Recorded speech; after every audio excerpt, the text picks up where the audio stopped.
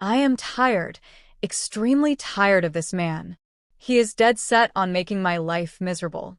According to him, everything I do is wrong, even when I do exactly what he asks of me. I feel like quitting, but goodness knows I need this job, Julia complains on the phone to her friend. She had been ranting for some time now about her boss's unfair treatment of her. Sarah, say something. I have a really big problem here, please, Julia begs. I've been hearing the same complaints ever since you got this job months ago. So please indulge me. What has he done this time? Sarah, her friend, asks in a bored tone. Julia starts explaining. The day has barely started. Like always, I had to come to work much earlier than everyone else in the office to set everything up for him. Then he shows up and makes sure to complain about everything I've done. Just this morning, I had to run to the coffee shop 4 times because he suddenly changed his mind about the flavor he wanted. So, you do realize this guy is purposely making life hard for you, right? Sarah says matter-of-factly. I know. He hates me for some reason. I'm just surprised he hasn't fired me yet. It's been 7 months, Sarah, 5 of those filled with his constant dissatisfaction with me and everything I touch. It's unbearable, Julia complains. Julia, I've been telling you, but you won't believe me. That guy clearly feels something, Sarah teases. Sarah, this is no time for jokes. How could you even associate this misery he puts me through with feelings? Don't mock me, Sarah. The least you can do is sympathize or give me a solution, Julia rants. Okay, listen, I don't think there's a solution to this, but I know a way you can get some satisfaction, Sarah says mischievously. What are you talking about? Julia asks. Vent it all out on him. That rage in you. Throw it all at him. It's really satisfying, trust me. I had the same kind of relationship with my own boss, and I enjoyed the look in his eyes when I gave him a piece of my mind, Sarah explains. Are you kidding me? Our cases aren't the same at all, Sarah. Trust me, this man is just looking for any chance to fire me, Julia says. You know I can easily get you a job. I'll talk to my grandparents on your behalf, Sarah assures her. I know you want to help, but I'd like to do this on my own, Sarah. But I'm grateful, Julia replies. Okay, tell me, how long do you plan to live like this? He isn't stopping anytime soon. Besides, I'm very sure he won't fire you, Sarah says confidently. Are you kidding me, Sarah? You don't know the kind of monster I'm dealing with. I don't know how long I can keep up with all of this, Julia cries out. Then give him a piece of your mind. Just trust me, I know what I'm saying, Sarah insists. Sarah, I am not attacking my boss. I need solutions, not additional problems, Julia affirms. Just as they were still conversing, the office line at Julia's station rang. She excused herself to answer it, knowing well that her boss must be charged up to start torturing her again. Yes, sir, she responds professionally. I want a full breakfast. You have 15 minutes, he orders and immediately hangs up. That is Matthew Wendell. He is a 30-year-old business CEO with a commanding presence, exuding confidence and authority. Handsome with sharp features, he dresses sharply in tailored suits that highlight his stature. Known for his dominant personality, he is direct, demanding, and unafraid to express his opinions, often coming off as rude. Being a workaholic, he expects nothing less than perfection from others and insists that things be done his way. Julia is his personal assistant. She is a 24-year-old beautiful young woman with a warm, approachable aura that effortlessly draws people in. Her dark eyes reflect both kindness and resilience. Despite her modest beginnings, growing up in an orphanage, her determination and ambition have shaped her into someone who never gives up. Thanks to scholarships, she excelled academically, earning a first-class degree and landing a good job as the personal assistant to a demanding CEO. She dreams of starting her own business one day, but for now, she needs to work hard and save up money. This job pays well, but it comes with real baggage. Her boss does not make things easy for her. He is dead set on making her life miserable for reasons unknown to her. Julia has contemplated quitting so many times. She remains optimistic, but her patience is quickly running out. Julia felt like crying. How would she get him a full breakfast in 15 minutes? He only eats meals from a particular five-star restaurant, and it's at least 15 minutes away by taxi. That's 30 minutes for a round trip, not to mention the time it takes to prepare and package the meal exactly the way he wants it. Her boss is really just after her life. This is clearly a way to torture her further. He knows she can't fulfill this order in 15 minutes. He just wants a reason to berate her. Regardless, Julia has no choice. She just has to act as fast as she can. Close to an hour later, Julia arrives with his meal, exhausted from all the rushing. "Sir, I've brought your breakfast," she says, standing in his office. "Dish it," he orders without looking up. Julia saw this as a good sign. At least he wasn't complaining about how long she took. It was clearly more than the 15 minutes he had demanded. She carefully dishes out the breakfast, making sure to be meticulous and avoid any mistakes. "Sir, I'm done. Is there anything else you need me to do?" Julia asks, desperately hoping he has no more ridiculous requests. "Go to the marketing department and have them give you the proposal I asked them to prepare," he orders, still fixated on his laptop. Julia was relieved. Now that was a reasonable request. It didn't take long for her to get the documents he wanted. She places them on his desk and is about to leave when he stops her. "Present it to me," he says matter-of-factly, puzzling Julia. "Excuse me, sir," she asks, thinking she heard him wrong. "I don't like to repeat myself. Present the proposal to me." "Make it convincing," he asserts firmly, staring at her with piercing eyes. "But sir, I'm only your personal assistant, and I didn't prepare this proposal." "I don't know the details," Julia explains. "So, what exactly is your use as my personal assistant if you can't analyze a simple proposal and tell me about it? Don't you know that you're supposed to get accustomed to everything that I work on?" he reprimands. Julia was at a loss for words. "I'm sorry, sir." "Shut up. Why didn't you read this?" "What have you been doing since morning?" he demands, shocking Julia. He hasn't even allowed her to sit down since morning, yet now he acts like she has been idle. "I'm sorry, sir. I'll go read it right away," she says, trying to contain her rising rage. "There'll be no need for that. I don't think it will change anything. You're completely useless. Get out," he shouts rudely and looks away. Julia didn't walk out, though. She just stood there, glaring at him. Every second that passed only fueled her anger. All the frustrations from the past months, caused by this rude man, flashed through her mind. Her fists clenched, and her heart pounded rapidly. She needed to control herself. She decided she had to leave immediately, or she might just allow Sarah's advice to manifest. Just as she turned to walk out, her rude boss spoke again. "What are you still doing here?" he asked. "Unlike you, the rest of us have work to do around here. Get out," he ordered. Julia made her way to the door, but he stopped her yet again. "Why haven't you cleaned my office?" Julia looked around in shock. The place was sparkling clean. Besides, she didn't understand his obsession with having her clean his office herself. The company had cleaners, and apparently, she was one of them. "Sir, I've already cleaned your office," she said. "And I'm saying you should clean it up again. It's no shock that you are incompetent and useless." "I do not like to repeat myself, girl," he affirmed, sounding agitated. At this, Julia completely lost the little self-control she had left. Her pent-up rage overpowered her reasoning. Matthew didn't notice the shift in her mood because he was focused on his laptop. But his concentration was shattered when some documents flew toward him. He looked up to see a furious Julia glaring at him menacingly. "I am useless? Is that what you said? I have nothing to do? Either you're completely inconsiderate or just dumb," Julia shouted. "For close to 7 months, I've been breaking my back working for you because you always have some useless order to dish out.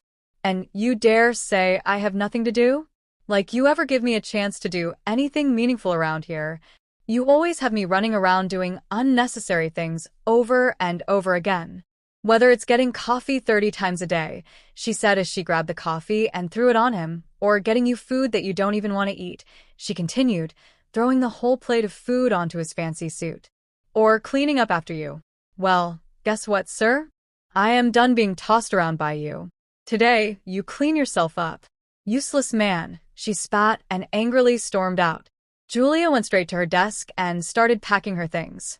She didn't want to stay here a second longer. As she was packing, Nancy, a coworker who hated her for reasons unknown, approached with a mocking laugh. "You finally got fired," she laughed. "I'm not surprised it happened, just surprised it took so long. I don't understand how he was able to put up with your desperate stunts for that long," she mocked. Nancy, like many other female staff members in the company, had a huge crush on the CEO, but he never paid attention to any of them. In fact, the only female he was close to in the company was Julia because she worked directly with him. Many female employees who had been there for years had hoped to gain his favor, but they failed. Julia, however, had managed to pass an interview to become his personal assistant, making her newer to the company than most employees. Because of her boss's tight schedule, she never had the chance to make close friends. Many women had longed for this position since it meant being close to Mr. Wendell, but none of them got it. Because of that, many disliked Julia. Some of them, including Nancy, would have gladly left their already good jobs just for a chance to be the CEO's personal assistant. "Listen, Nancy, I have no time or energy to entertain you right now, okay? As you can see, I'm quite busy. If you want to pass a message to the CEO, go to him directly." "I no longer work for him," Julia said. Nancy burst into laughter. "My goodness. I almost feel sorry for you. All these months of running around desperately trying to impress him have led to nothing. He has no interest in you," she mocked. "I wonder why you ever thought you stood a chance with him. Everyone else knew you were wasting your time." Julia sighed. Nancy's voice was really irritating her. "Nancy, you're right. I failed to charm him. My desperate measures have led to nothing. He is all yours, okay? Good luck," she said as she grabbed her things to leave. "I will not need luck, Julia," Nancy proudly declared. Julia could hear the whispers about her as she walked out, but she didn't care. She just wanted to leave and regain the peace of mind that had been trampled on for far too long. She still remembers how happy she had been when she got this job. It was like a dream come true, a well-paying job she earned through her hard work. She had truly tried her best to keep it despite Mr. Wendell's constant beratement, but she is only human, and everyone has a breaking point. "I no longer have a job, Sarah. I'm jobless," Julia says dejectedly. She had just arrived at her apartment, and her friend was already waiting for her after she called her over on her way back home. "Why did I have to listen to you? That job really paid well." "Sarah, you got in my head," Julia accuses. "Wait, you just told me you lost your job, but you didn't tell me how. Did you actually follow my advice?" Sarah asks excitedly. Julia then narrates her whole ordeal with her boss that day. Sarah is really happy about it. "I knew you had it in you. Come on, be honest, how did it feel?" Sarah teases. "Honestly, it felt so good," Julia confesses. "You should have seen the look on his face. It was priceless. He won't be able to recover from that shock anytime soon," she brags. Julia knows it will be hard to get another job, especially one as well-paying as the one she just lost. She has bills to pay. She needs another job. "I can't believe I put up with that man's torture for so long. All those full-time, ungodly hours of working and running around the whole company. Why me? What have I ever done to that man? To think everyone else in the company regards him so well, as a kind man and the best boss ever," Julia rants. "Julia, there is a simple reason why you're an exception. The dude has a crush on you," Sarah laughs. "Oh, please, Sarah, don't start. How can you assess my situation and equate it to love? I've been telling you how this man has made my life miserable. What kind of person treats someone they're attracted to like that?" Julia asks in agitation. "The kind of person who is trying hard to fight off their attraction, and the kind who doesn't know what to do with their feelings. So they let out their frustrations in weird ways. They can either be really avoidant or very rude to hide their feelings," Sarah explains. Julia just sighs. "Sarah, you watch too many movies, okay? Please, I just want to put all that behind me. Now I need a way forward." Sarah comes from a comfortable family. She offers to help Julia get a new job at the same company she works at, but Julia turns down the offer. She says she wants to clear her mind and have a good rest. Corporate jobs are too demanding, and she doesn't feel ready to jump into another one so soon. Besides, she assaulted her boss. She needs to lay low. What if the crazy man files a lawsuit against her? Okay, so what do you want to do for now? Sarah inquires. I'm not sure, but I was thinking of a less demanding job, something easier, like a caretaker, for example. I can even do housekeeping, just anything with fewer demands. Preferably a live-in job, too. That way, I can cut down on rent, Julia explains. I got you, no worries. I know someone who can hook you up with something, Sarah assures her. It wasn't long before Sarah helped find a job for Julia, a decent one, too.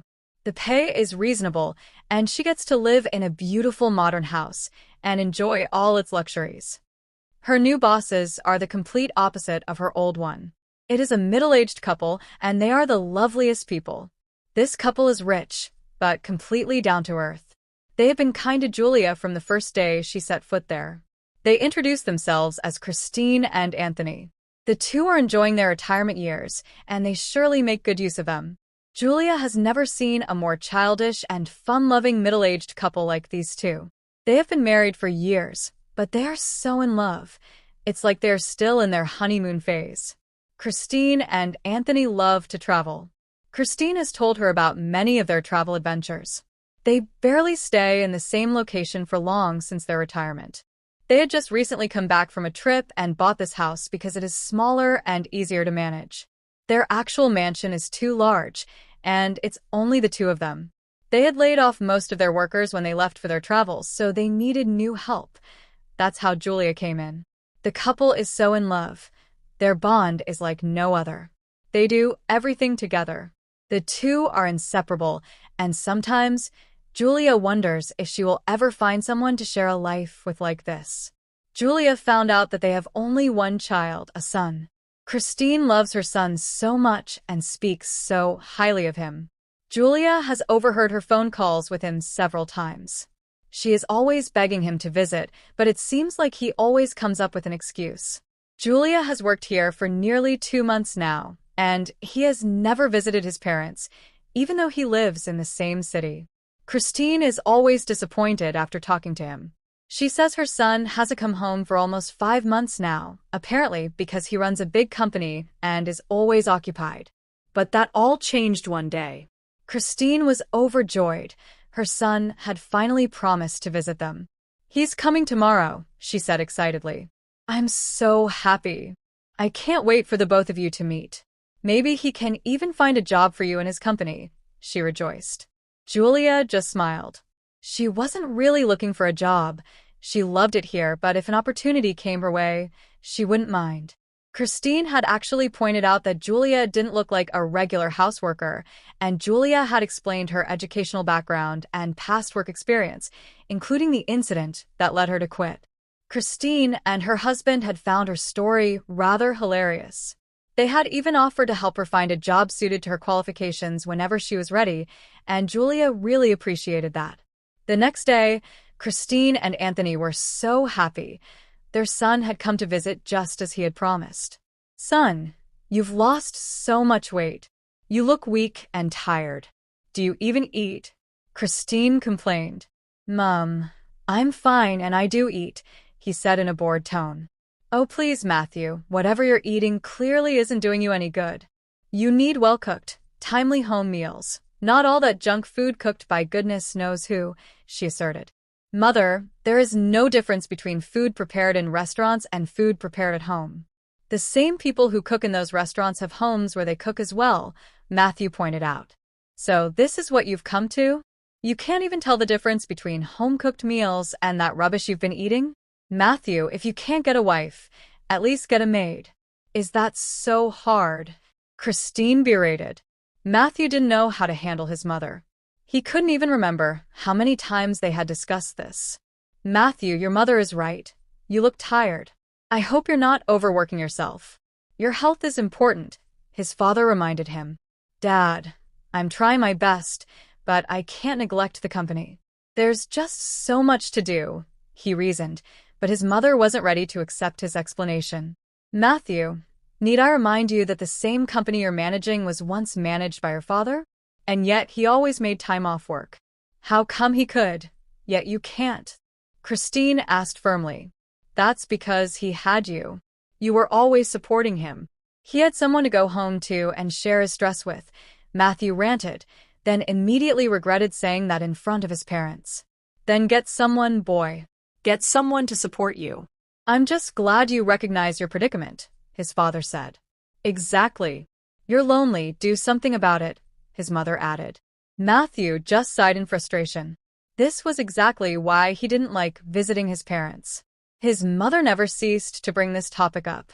She took every opportunity to talk about marriage. Matthew had been frustrated for weeks. His heavy workload, combined with personal problems, had kept him on edge for days. He had hoped that visiting his parents would help somehow, but instead, they were just adding to his stress. So, you're spending the night here, right? Tomorrow is Sunday anyway, his mother suggested. But he immediately turned down the offer. Staying here would only give his mother more time to question his life choices. Mom, I can't. I'll go back to my house this evening. Oh, so this is not your house? Matthew, you no longer regard this as your home, his mother accused. Mom, you know that isn't what I meant, he reasoned. Just as he was about to explain himself, they were distracted by the front door opening. Matthew couldn't believe his eyes when he saw the person who walked in. He thought his mind was playing tricks on him. How in the world was this possible? What are you doing in my house? He barked, shooting daggers with his eyes. Earlier that morning, Julia had gone to the market. Mrs. Christine had said a feast should be prepared for her son since he was coming home after a long time, so Julia had left to buy the necessary ingredients. The sight that greeted her upon her return shocked her to the core. No wonder the car parked outside had looked familiar. Her former boss, the man she had insulted and attacked, was the long-awaited son of the family she was living with. This house was new, so Christine and Anthony didn't have any pictures of him here. She had never known, never even suspected it. Julia wished the ground would open up and swallow her. She flinched when Matthew yelled, demanding to know why she was in his house. She had no idea what to say or do. She had insulted this man, stormed out of his company in the most audacious way, only to walk straight into his parents' home, which was practically his house too. Her biggest concern was how Christine and Anthony would react. She had grown so close to them and loved staying there. But now, she feared they would kick her out the moment they found out what she had done. She knew how much they loved their son. Although she was just a worker in their home, staying with them was the closest she had ever come to knowing what it felt like to have parents. Now, she feared she was going to lose that bond, and that they would hate her for how she had treated their son. Mom, what is she doing here? Matthew asked, pointing at Julia. Christine looked from her son to Julia, confused. What is going on? Do you know hers? Then, turning to Julia, she asked, Julia, do you know my son? Julia lowered her head in embarrassment. She couldn't meet their eyes. Oh, you're humble now? You can't speak? What happened to your smart tongue? Matthew taunted. Just tell us what's going on. Where do you two know each other from? His father inquired. Dad, I'll tell you, Matthew said. This girl insulted and attacked me. She destroyed my documents, my laptop, my entire office, and even my expensive suit, all because I pointed out how incompetent she was at her job. Julia stood silently, afraid of how Anthony and Christine would react to this revelation. The couple looked at each other, as if recalling something. Then Christine turned to Julia. Wait. Julia, you once mentioned having a fallout with your previous boss. The person you attacked, was it my son? She asked curiously. Julia slowly nodded, unable to form any words. You see that, Mom? She attacked me. I don't care why she's here. She needs to leave this house right now. Matthew fumed. For a moment, there was silence. Then suddenly, the room erupted with laughter. Julia and Matthew were both caught off guard. Christine and Anthony were laughing so loudly and deeply, it was as if they had just heard the most amusing joke of their lives. What's so funny? Why are you both laughing? Matthew asked, irritation creeping into his voice. But his parents were struggling to catch their breath, still lost in laughter. After minutes of laughter, they managed to compose themselves a little, but the humor was still clear on their faces. You know, Julia, When you told me about your escalation with your former boss, I wondered if there was a chance you might have overreacted, Christine spoke. But seeing as that boss you attacked is my own son, I completely understand why you did what you did, she laughed. They knew how completely childish and unreasonable Matthew could be. They were his parents, after all. Matthew was shocked by what his mother said. Mom, I just told you that this girl attacked me, yet you're laughing and siding with her, he complained. Did you die? His mother retorted. Listen, Mom, I don't care who she is to you or what she's doing here. She needs to leave my house immediately, he shouted. Oh, so this is your house now. I thought you didn't have any regard for this place, Christine pointed out. Matthew's agitation just grew. Why was his mother defending this stranger over him? He decided that if his parents did not kick her out immediately, he would do it himself. But his mother immediately spoke up firmly. Julia is going nowhere. She is our beloved guest, and she will stay here for as long as she wishes. Unlike you, who's going back to your house this evening, she retorted, throwing Matthew's earlier statement back at him. Exactly, you don't make the rules around here. Julia no longer works for you. I'm sure she quit the job in a way you will never forget, his father teased, and they started laughing again. Julia was completely silent throughout their conversation. Her shock rendered her speechless. Seeing how Christine and Anthony stood up for her made her so emotional. Julia never expected this at all. She had actually expected the complete opposite. Not for a second did she think they'd completely disregard their son's claims for her sake, a girl they'd barely known. Matthew stormed upstairs out of frustration, seeing as his parents wouldn't stop mocking him. After he left, Christine and Anthony reassured Julia, and it was obvious that they weren't at all mad at her. They even jokingly reprimanded her for not having recorded her attack on their son. Julia felt much better after this. She gained so much confidence. She then went to the kitchen to prepare the meals, just as planned. Julia was in a very cheerful mood. As someone who grew up without parents or any parental figures, Anthony and Christine had given her a glimpse of what it would feel like to be taken care of to some extent. They literally just told their beloved son off in her defense. Julia was all happy in the kitchen when someone walked in with heavy steps. She knew exactly who it was. 7 months of hearing and watching those footsteps had ingrained them in her mind. So you'd rather be a maid, mopping floors and serving my parents than own up to your responsibilities and do the job you were allegedly trained for? Matthew spat. Julia turned around to face him confidently. She wasn't going to miss the chance to give him the face-off he'd been looking for. At least this time, he didn't have an advantage over her. She wasn't working under his command now. So Julia looked at him directly. Listen, considering I was mopping floors and serving someone at my old job as well, it was never about the responsibilities but rather the obnoxious, irritable, inconsiderate boss I had. Leaving was the best decision ever. Matthew could see the change in her attitude. She was no longer the meek girl doing whatever he asked of her, but at least she wasn't the enraged girl who attacked him. You need to leave my parents' house immediately, he ordered. Julia laughed mockingly. I still can't wrap my mind around the fact that they're your parents. They are the nicest people I have ever met. How come you are the complete opposites? Matthew was visibly irritated by this. She was clearly insulting him. So, you're taking advantage of my parents' nice nature, Matthew claimed. After all I went through in your hands, I deserve nice bosses. It's even better that they're your own parents. It makes it more enjoyable, Julia shrugged. So, you planned this out to get back at me? He accused. Oh, please, I didn't even know your parents, let alone their address. I just got really lucky. I deserve it. And seeing as my presence here irritates you so much, believe me, I am not leaving, Julia laughed. I'll make sure you're kicked out of here, he warned. Go on, she shrugged. You already tried and failed. Seems like you don't make the rules around here. You can keep trying, she added. Julia knew Matthew could easily get rid of her if he wanted to. This was his house, and those were his parents. But it just felt so good to tell him off, and she couldn't control herself. The dining table was filled with different delicacies. Julia had really gone all out to prepare a feast as planned. Christine and Anthony were enjoying themselves, having so much fun, and they were the only cheerful ones at the table. Julia and Matthew had a completely different mood. The two were sitting opposite each other, unable to stop glaring at each other. Matthew's parents obviously noticed this, but acted ignorant and just enjoyed their meal. It was rather humorous to them as well. Matthew, the meal is delicious, right? Julia is an excellent cook. We have been really enjoying ourselves ever since she came, Christine praised. She's just doing her job, he spat.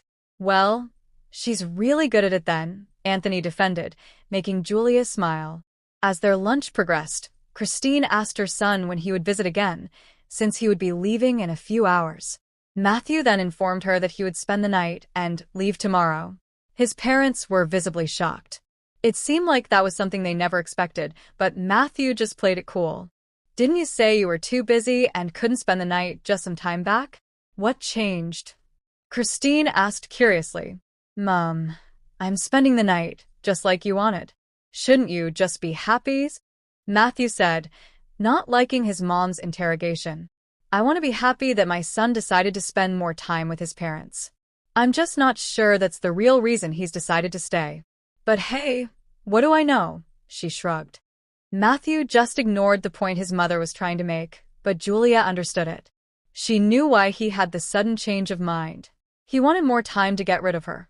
That's why he decided to stay. She knew he was going to either try to make her life unbearable here or convince his parents to fire her. All she could do was wait. Matthew was agitated the whole day. He couldn't even get any rest at night. He still remembered the day Julia walked out on him after attacking him. The whole thing was just so fast. He didn't have time to act. It was too shocking. He had never seen that side of her, never even imagined it, so it took him a moment to make sense of her outburst. And before he knew it, she had already left. Matthew thought it was a joke at first. He thought she would come begging. But as days went by, that never happened. He had human resources locate her, but nobody could find her. She didn't have any friends in the office, and the address she gave at the company was checked, but apparently, she had moved out of there and no one could tell where she went. Her phone wasn't going through.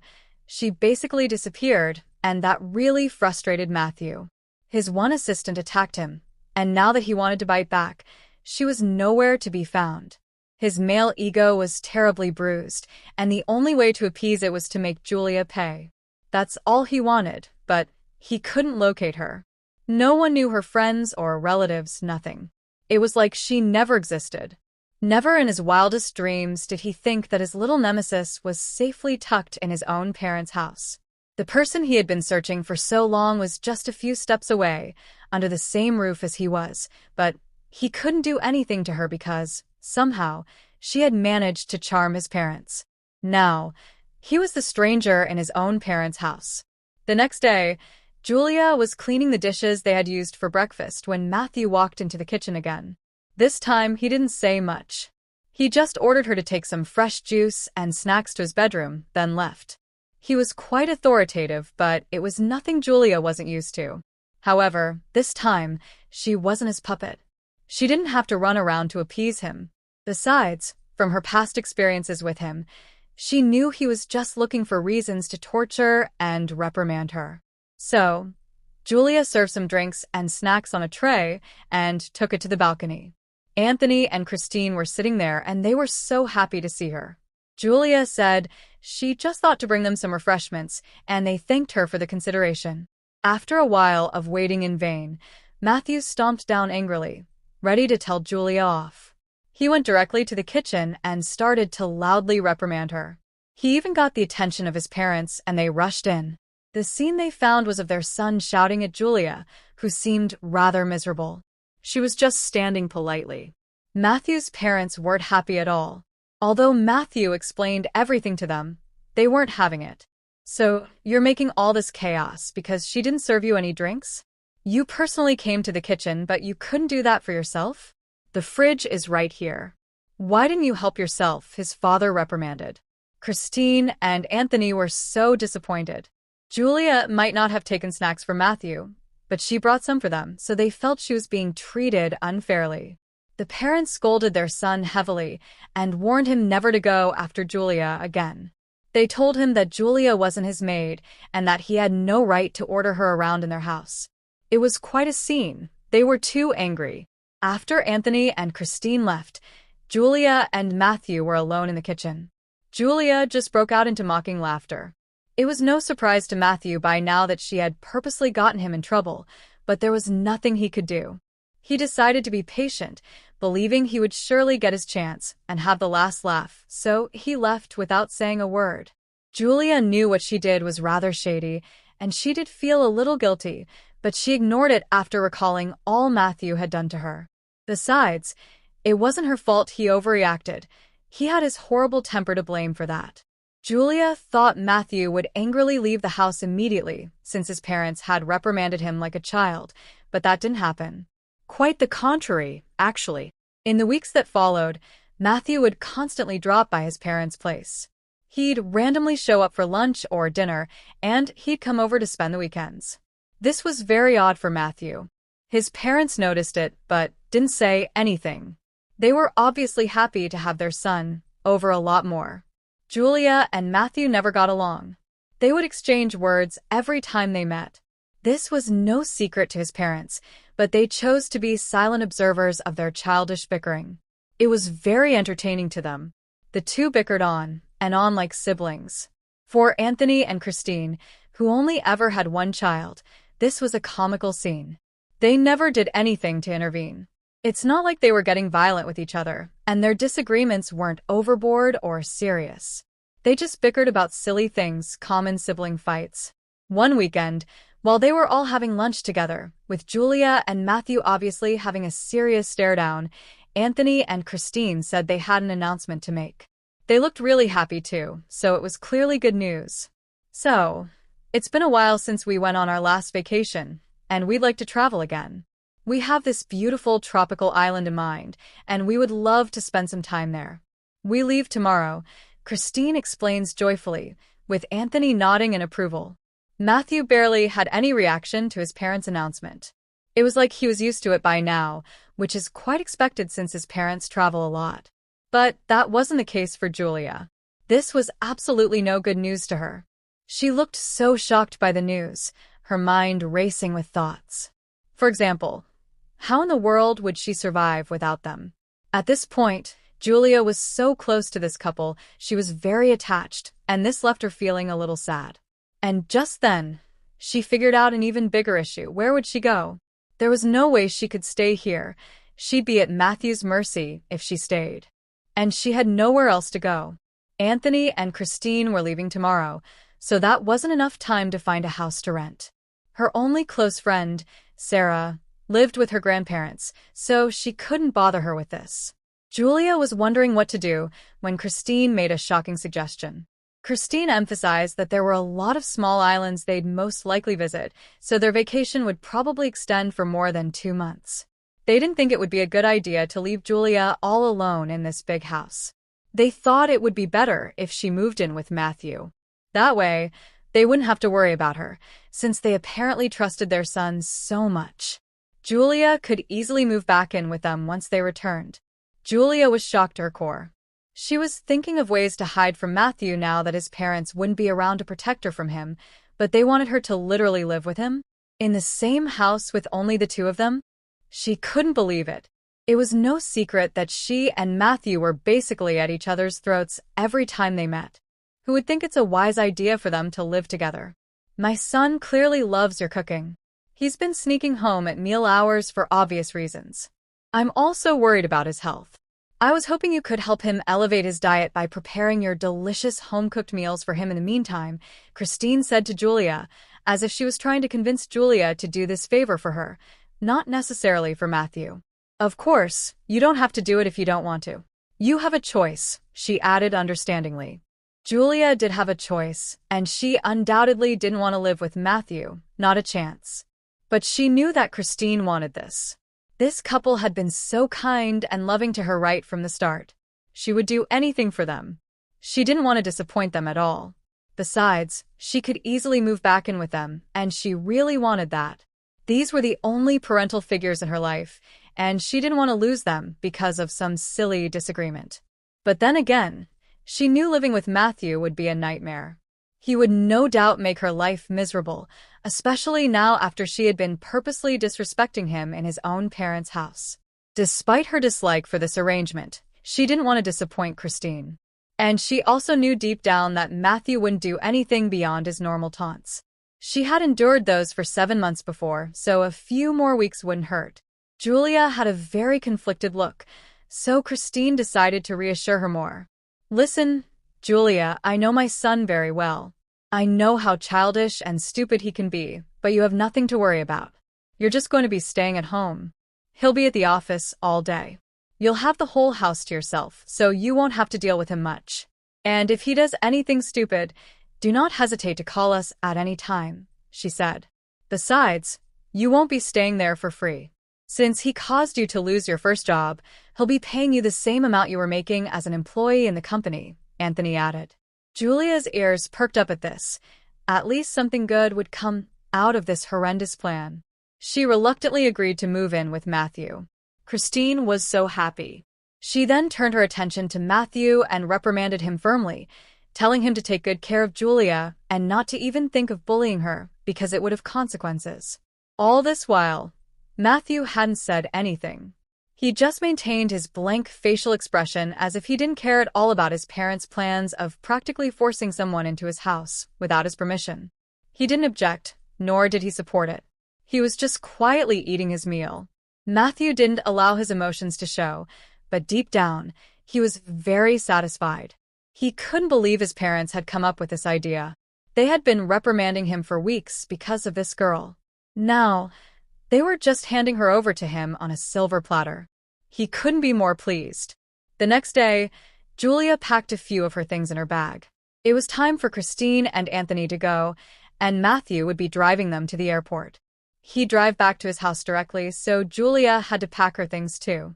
The drive to the airport felt so short for Julia, yet too long for Matthew. They soon said their goodbyes. Christine and Anthony went into the airport, and Matthew drove off with Julia.